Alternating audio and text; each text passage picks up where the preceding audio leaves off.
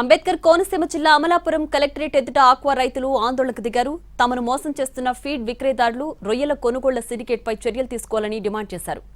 Aqua రైతులను ఆదుకోవాలని deputy CM Pawan కు రైతులు విజ్ఞప్తి చేశారు.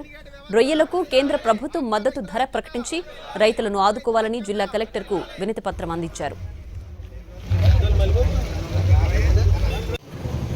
రొయ్యల మేత ధరలు తగ్గించాలి, రొయ్యల మేత ధరలు తగ్గించాలి, రొయ్యల మేత ధరలు తగ్గించాలి, రొయ్యల మేత ఆక్వా రైతులు ఆదుకోవాలి, ప్రభుత్వం వెంటనే ఆక్వా రైతులు ఆదుకోవాలి, ప్రభుత్వం వెంటనే ఆక్వా రైతులు ఆదుకోవాలి, ప్రభుత్వం వెంటనే ఆక్వా రైతులు ఆదుకోవాలి, తగ్గించిన రొయ్యల ధరలు తగ్గించిన రొయ్యల ధరలు.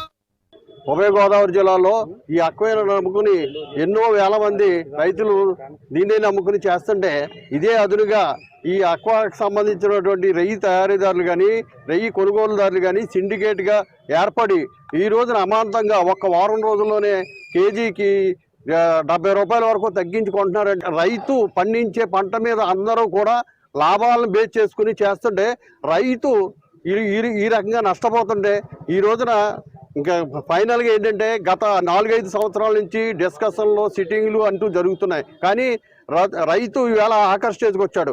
మీరు ధరలు పెంచుతారా, మేము ఈ సాగు మానేయమంటారన్న స్థితికి ఈవేళ వచ్చారంటే పొద్దుడే రేటు, సాయంత్రం రేటు, మధ్యాహ్నం రేటు కింద చెరువులో పట్టి చేపల మార్కెట్లో తీసుకొచ్చి రోజువారీ మార్కెట్ టైపు ఈ పచ్చిరేల మార్కెట్ని, ఇంటర్నేషనల్ మార్కెట్ని తీసుకొచ్చి ఈ ఎక్స్పోర్టర్లు అందరూ రైతుకి సంబంధించింది ఇంచుమించుగా కొన్ని వేల కోట్లు ధనాన్ని వాళ్ళ ఆధిపత్యంలో తీసుకోవడం జరిగింది. ఇదే పరిస్థితి ఎక్స్పోర్టర్స్ కానీ ఫీడ్ బిల్ల కానీ ఇదే పందా కొనసాగితే రానున్న రోజుల్లో ఇప్పుడు 10 లక్షల టన్నులు ఉత్పత్తి వచ్చిందని విర్రవీగే తత్వంలో మీరు ఎలాగైతే ఉన్నారో ఏమనుకుండా చేస్తున్నారని ఇదే ఉత్పత్తిని మేము రైతు క్రాపాలిటీగా కాకుండా లో స్టాకింగ్ వచ్చి ఇది 3 లక్షల నుంచి 5 లక్షల టన్నుకి రాబోయే రోజుల్లో తీసుకొచ్చడానికి సాయశక్తుల ప్రతి జిల్లా రైతు సంఘాలతో మమేకమయ్యి ఖచ్చితంగా ఈ ఉత్పత్తి వ్యయాన్ని తగ్గించాలి.